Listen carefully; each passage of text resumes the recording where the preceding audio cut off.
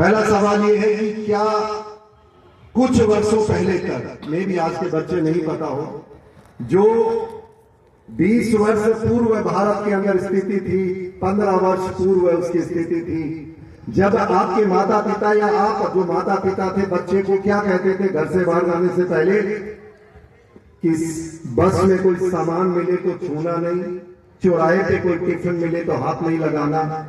ऐसी दहशत थी इस देश के अंदर कि आप चैन से सो नहीं पाते थे, और जो राष्ट्र के दुश्मन थे वो आए दिन हमारे देश के किसी बड़े बड़े शहर के अंदर ऐसे बम धमाके करते थे जिसका जवाब उस समय की सरकारें, उस समय के नेतृत्व और उस दौर के जो हमारे बड़े बुजुर्ग थे उनके पास नहीं था, और एक ही जवाब मिलता था, देखेंगे, देख रहे हैं। लेकिन यही नहीं, आपको सबको पता होगा 19 कारगिल युद्ध, उसके बाद तो कोई युद्ध हुआ नहीं ऐसा बड़ा।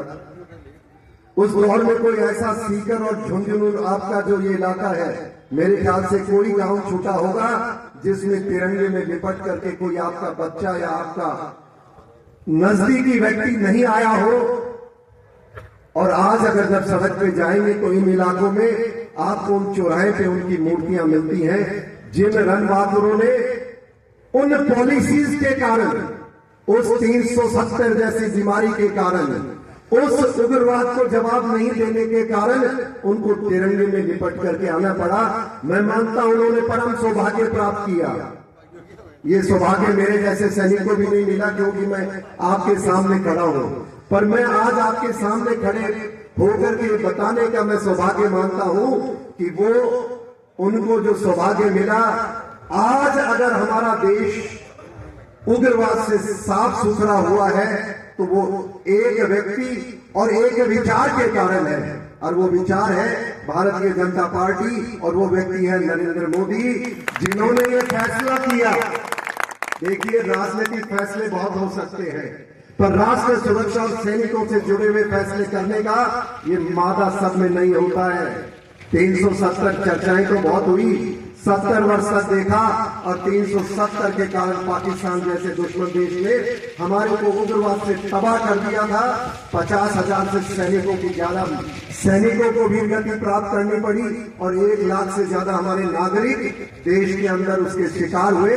उसको अगर खात्मा किया तो जिस दिन 2014 के अंदर आप सबने नरेंद्र मोदी जी को प्रधानमंत्री बनाया, उस दिन उन्होंने ऐलान किया कि अगर अब के बाद हमें अगर कोई हमारे देश के नागरिक का नुकसान करेगा तो सेना आपको छूट है, आप ईंट का जवाब पत्थर से दे सकते हैं, और सेना ने दिया भी है।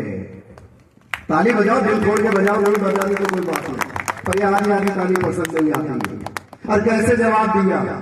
सर्जिकल स्ट्राइक का नाम सुना होगा, मैं फौजी इसलिए चर्चा कर सकता, सुना आप सबने। बहुत सारे देश में ऐसे गद्दार हैं जो कहते हैं सर्जिकल स्ट्राइक का हमें सबूत दो, हमें सबूत दो। क्या आप सहमत हैं उनके इस विचार से? उनको सबूत दिया भारतीय सेना ने पाकिस्तान में घुस करके, हमने जब उग्रवादी कैंप तबाह किए तो वही सबूत मांगने वालों के जो आका पाकिस्तान में बैठे थे वो खुद पार्लियामेंट में कहते हैं कि हमारे पैर कांप रहे थे जब अभिनंदन को छोड़ने की बारी आई। तो ऐसा काम आपके उस व्यक्ति ने करके दिखाया, तो सबूत मांगने वालों को सबूत मिल चुका है। ये सर्जिकल स्ट्राइक छोटा सा बदलाव है भाई, बड़ा बदलाव क्या आया?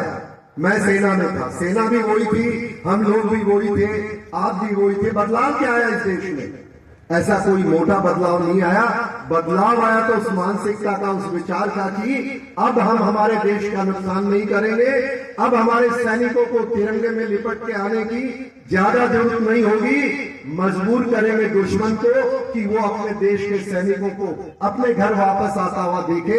ऐसा बदलाव पाकिस्तान को घुटने पे ला करके कर दिया है। और मैं फख्र से कह सकता हूं, जो आज से 10 वर्ष पूर्व पाकिस्तान से कैलेंडर बन के आया करता था।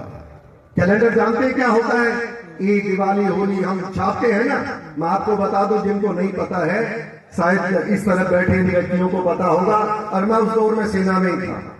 क्या कैलेंडर आता था? आज बारामूला में हड़ताल होगी, आज श्रीनगर में हड़ताल होगी, आज जम्मू में। और मानिए वो हड़ताल ऐसी दुखद हड़ताल होती थी कि जब तक वो समाप्त होती थी हमारे 2-4 रन पूरे नुकसान हो चुका होता था।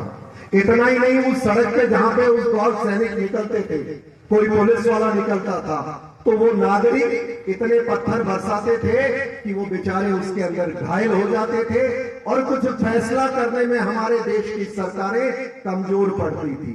ऐसा बदलाव आया इस सब व्यक्ति के आने से, इस सब विचार के आने से, जीरो टॉलरेंस फॉर टेररिज्म, और किसी भी ऐसे अंतताई ऐसे व्यक्ति को माफ नहीं किया जाएगा। आप खुद गवाह हैं, 370 हटने के बाद आज जिस कश्मीर में कैलेंडर चला करते थे, जिस कश्मीर में पत्थरबाज देखने को मिला करते थे, आज वहां सैलानी देखने को मिलते हैं और इतना टूरिज्म है और इतनी खुशहाली है, आप टीवी में देख पाते हैं। अब वो जमाना गया जब कोई पत्थर फेंका करते थे, वो जमाना गया जब वहां पर सेना में कुछ इस तरह का व्यवहार होता था। आज वहां पर खुशहाली लौटी है।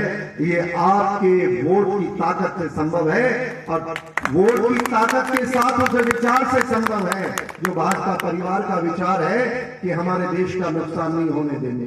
यही क्यों, एक बात और बता रहा, सेना में बदलाव और देश के बदलाव, सुरक्षा, क्या देश सुरक्षित नहीं होगा तो क्या हम यहां शांति से बैठ पाएंगे? हाथ ऊपर